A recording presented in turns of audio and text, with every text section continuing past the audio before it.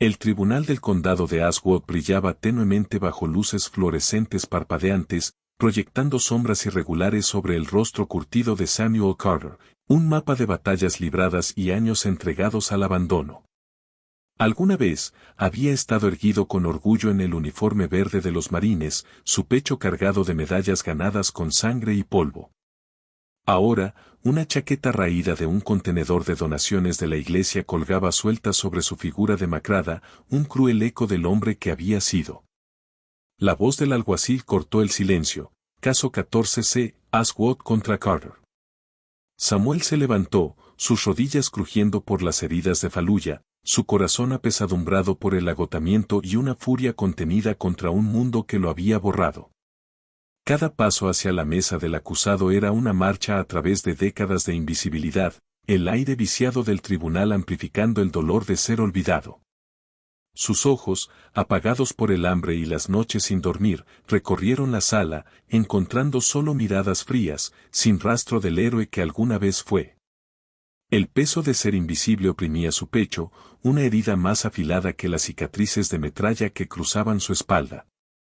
Una rabia silenciosa lo consumía, no ruidosa sino profunda, contra una nación que le había arrebatado su juventud, su fuerza, y lo había dejado vagar como cenizas en el viento. Samuel tenía 18 años, un chico de Marietta, Ohio, cuando se alistó en 1990, impulsado por las historias de su abuelo sobre Iwo Jima, relatos contados en sillones de cuero agrietado en un ático desordenado. La estrella de bronce del anciano, prendida a un uniforme desvaído, fue la primera visión de gloria de Samuel. Escuchaba, con los ojos muy abiertos, mientras su abuelo hablaba de selvas y sacrificios, de llevar hombres heridos a través del caos, palabras que plantaron una semilla de deber en el corazón de Samuel. Quería ese legado, ese vínculo de hermandad forjado en el fuego. Los Marines se convirtieron en su camino, una oportunidad para grabar su nombre en la historia. En Parris Island, el entrenamiento fue implacable, arena, sudor y órdenes gritadas lo moldearon en un líder. Su escuadrón, una mezcla de chicos de pueblo y soñadores urbanos, se convirtió en su familia, su confianza ganada en el dolor compartido. Para 2004, Samuel era sargento de personal en Irak, su voz un ancla firme en el infierno de Fallujah. La emboscada de 2005 fue una cicatriz que nunca borraría. Su convoy, una línea de B serpenteando por una calle llena de escombros, estalló en llamas cuando un artefacto explosivo improvisado destrozó el vehículo líder. El mundo de Samuel se redujo al instinto, el teniente James Harrow, atrapado en los restos, con el brazo destrozado, sangre acumulándose. Samuel corrió a través de una tormenta de balas, con metralla rozando su hombro, arrastrando a James a cubierto, luego regresando por otros dos, su cuerpo gritando pero su código inquebrantable, ningún marino dejado atrás. El leve asentimiento de James, un destello de gratitud en medio del caos, fue un recuerdo al que Samuel se aferró, un faro en la oscuridad que siguió. La guerra se aferró a él como polvo. De vuelta en Marietta, pesadillas de disparos y metal ardiente lo despertaban, sus sábanas empapadas de sudor. Su prometida, Clara, intentó sostenerlo, su tacto suave pero sus ojos cada vez más distantes mientras sus silencios se hacían más profundos. Él se sobresaltaba con los claxones, se congelaba con los fuegos artificiales, su mente atrapada en las calles de Fallujah. Clara se fue en 2007, su despedida una nota garabateada, no puedo seguir esperando a que regreses.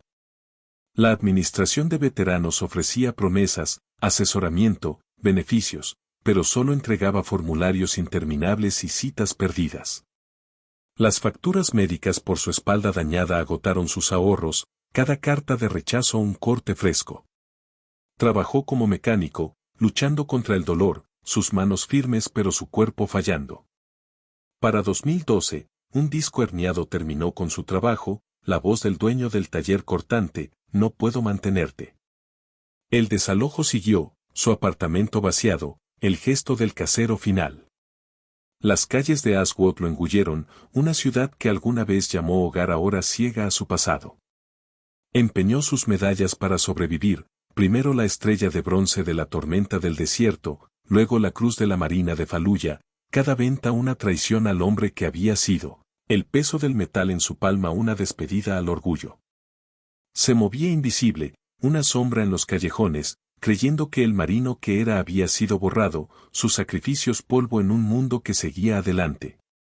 Las calles de Aswood eran una guerra más fría, cada noche una batalla contra la escarcha y el hambre. Los inviernos mordían sus huesos, las viejas heridas resurgiendo con cada ráfaga. El refugio de Cedar Street ofrecía catres delgados y sopa aguada, una defensa frágil contra la oscuridad. Sus residentes, veteranos, vagabundos, almas rotas, compartían historias con tazas rotas, sus voces apagadas, como si hablar demasiado alto pudiera quebrarlos. Samuel rara vez hablaba, su pasado demasiado pesado, pero escuchaba.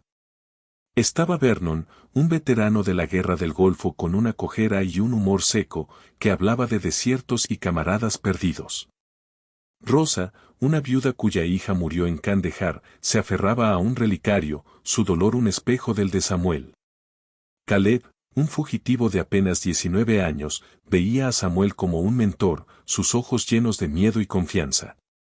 Samuel compartió una corteza de pan con él una noche, un voto silencioso, y el gracias callado de Caleb se sintió como una misión cumplida, un leve eco de liderar hombres.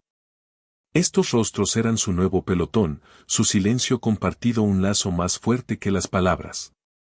En la sala común del refugio, con una bombilla parpadeante como única luz, la mente de Samuel vagaba hacia su antiguo escuadrón, James, Tucker de Alabama, Rico de Queens, preguntándose si habían sobrevivido los años, o si también habían sido olvidados.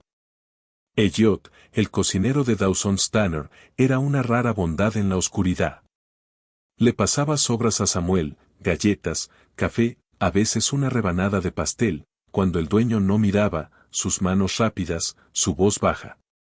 Mi hermano dijo que lo salvaste en el 91, dijo Elliot una vez, hablando de un rescate en la tormenta del desierto donde Samuel sacó a un marino herido de un tanque en llamas. Samuel solo asintió, el recuerdo cortante, pero la generosidad de Elliot era un salvavidas, un recordatorio de que alguien lo veía. Se demoraba junto al respiradero de la cocina, el aire cálido un consuelo fugaz, su chaqueta apretada contra el viento. El zumbido del respiradero lo llevaba a días mejores, el calor de Parris Island, la risa de James, el peso de un M16 en sus manos. Pero la realidad siempre regresaba, el frío trayéndolo de vuelta, la verdad de que era un fantasma en la ciudad por la que había luchado. La voz de la fiscal, cortante y fría, acusó a Samuel de merodear cerca de Dawson's Tanner, buscando calor en su respiradero. No había mendigado, solo se quedó por las obras de Elliot, un acto silencioso de supervivencia. El oficial afirmó desobediencia, pero Samuel solo pidió terminar un panecillo rancio, sus palabras perdidas en el aire invernal, inaudibles como siempre. Se propuso una prohibición del centro, un castigo que lo aislaría del refugio, la cocina de la iglesia, los rincones cálidos de la biblioteca donde leía para escapar del frío. En el tribunal, Samuel sintió el peso de las miradas, juzgadoras, ciegas, su alma susurrando que su servicio no era nada, que era un fantasma en un mundo que lo había olvidado. La amargura creció, un fuego silencioso por los años pasados invisible, sus sacrificios borrados. Se puso de pie, hombros encorvados, la chaqueta raída una burla de sus azules de gala, sus manos temblando no por el frío sino por el agotamiento de ser nadie. La jueza Anna Harrow se inclinó hacia adelante, su mirada atravesando la neblina del tribunal. Preguntó sobre la cocina, su voz firme pero cálida. Solo necesitaba calentarme, dijo Samuel con voz ronca, un eco lejano del sargento que había reunido hombres bajo fuego. Ella asintió, su pluma quieta sobre su expediente, sus ojos buscando como si vieran más allá de la chaqueta gastada. ¿Su servicio?, preguntó, y la postura de Samuel se enderezó, una chispa de orgullo cortando el cansancio. Marines, señora, dijo, las palabras cargadas de memoria. La sala parecía estrecharse, sus paredes cerrándose, pero la mirada de Anna tenía un reconocimiento silencioso, como si vislumbrara al marino bajo la suciedad. Michael Dance, un abogado, dio un paso adelante, ofreciéndose a representar a Samuel gratis. Samuel frunció el ceño, no tenía dinero para abogados, pero Vance lo desestimó, su rostro marcado por una fatiga que reflejaba la de Samuel. En sus aposentos, Anna se sentó sola, sus dedos trazando una carta desvaída de su hermano, James, muerto en Fallujah en 2006. Él había escrito sobre la emboscada de 2005, donde Samuel, entonces sargento de personal, lo sacó de un Humvee en llamas bajo una lluvia de balas, salvando a otros 2. James lo llamó una roca, un marino que nunca vaciló, sus palabras llenas de gratitud. Anna había guardado esas cartas, cada una un lazo con su hermano, sus historias manteniéndolo cerca.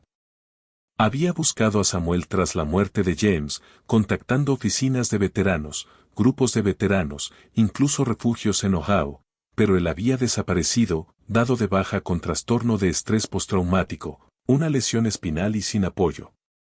Ahora, estaba en su tribunal, una sombra de ese héroe, sus ojos vacíos por años de abandono.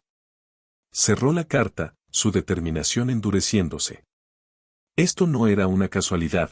Era una oportunidad para honrar a James salvando al hombre que lo salvó, para reparar una fractura en un sistema que había fallado a demasiados. Samuel se sentó, los murmullos del tribunal un zumbido lejano, su mente una tormenta de duda y memoria. Ven a un vagabundo, no a un marino.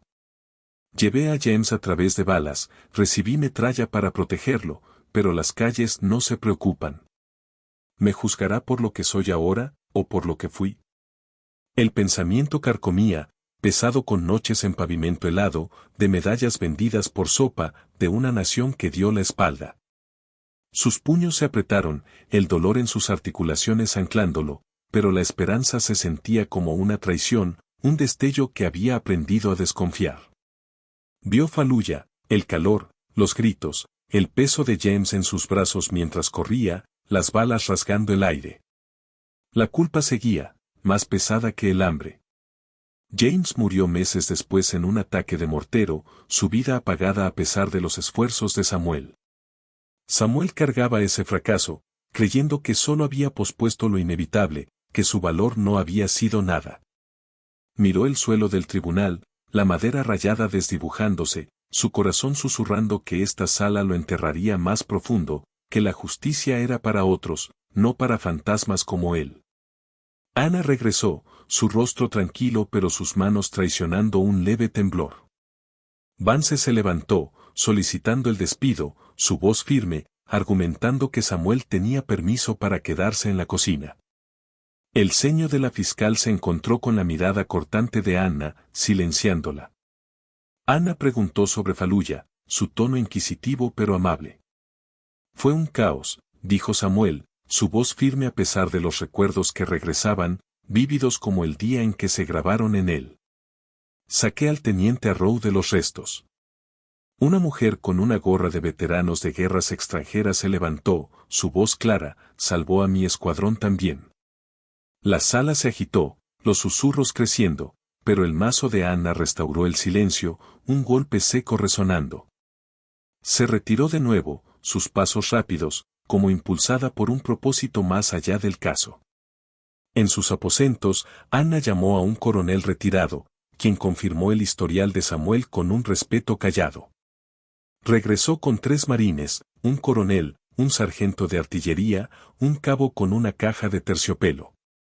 Samuel se puso de pie, el instinto enderezando su columna, el dolor desvaneciéndose bajo la memoria muscular, su cuerpo recordando al marino que había sido. La voz de Anna se suavizó, cargando un peso que silenció la sala. James era mi hermano. Escribió sobre ti, Samuel, salvándolo. El aire se espesó, cada respiración pausada. El coronel dio un paso adelante, presentando una estrella de plata, ganada por el valor de Samuel en Fallujah. Sin error, dijo mientras Samuel negaba con la cabeza, la incredulidad grabada en su rostro curtido. La mujer de la VFW llamó, atención. Los veteranos se levantaron, saludando, sus manos firmes con respeto, los civiles siguiendo, movidos por la gravedad del momento. El mazo de Anna cayó, un trueno silencioso, cargos desestimados.